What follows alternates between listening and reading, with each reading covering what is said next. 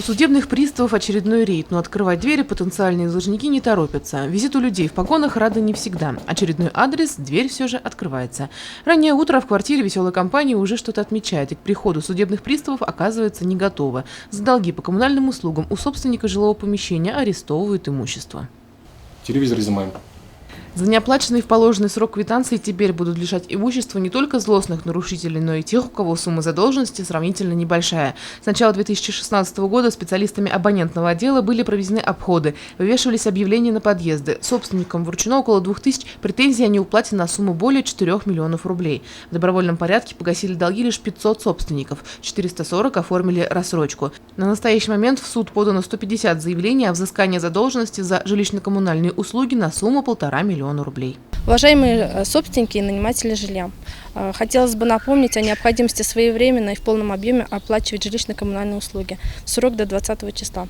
При наличии задолженности предлагаем составить соглашение о рассрочке платежа. В любом случае, являясь управляющей компанией, мы всегда идем навстречу своим жильцам. То есть при наличии задолженности можно обратиться в собес, получить субсидию на оплату жилищно-коммунальных услуг. Судебные приставы еженедельно проводят рейдовые мероприятия, в ходе которых уже наложен арест на имущество более 20 должников на общую сумму порядка 100 тысяч рублей. Чаще всего изымаются сотовые телефоны, планшеты, ноутбуки, компьютеры, телевизоры, холодильники и другая бытовая техника.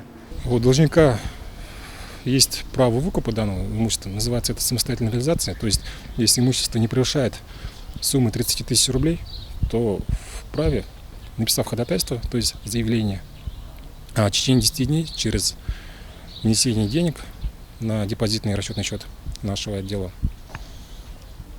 заплатить данную сумму задолженности и снять арест имущества. Несвоевременная оплата жилищно-коммунальных услуг несет за собой и ряд последствий, закрепленных на законодательном уровне. В случае, если собственник имеет трехмесячную задолженность за потребленную услугу, будь то газ, электроэнергия, горячее водоснабжение, то управляющая организация вправе ограничить или приостановить предоставление данных ресурсов должнику. Кроме этого, судебный пристав-исполнитель может вынести постановление о временном ограничении на выезд должника из Российской Федерации. Есть также практика выселения из квартир в менее комфортабельное жилье. Но обо всем этом нерадивые собственники квартир почему-то забывают.